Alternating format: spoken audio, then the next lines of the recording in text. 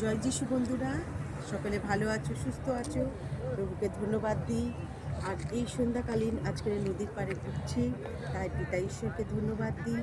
এই সময় আমরা যেন প্রত্যেকে নিজেদেরকে, প্রভু কত সুন্দর আবহাওয়া, তাই পিতা ঈশ্বরকে বলি, তুমি নির্মল করো, মঙ্গল করে, মলিন মর্ম চায়ে, তব পূর্ণ কিরণ দিয়ে যাক মোর কালিমা মুচায়ে,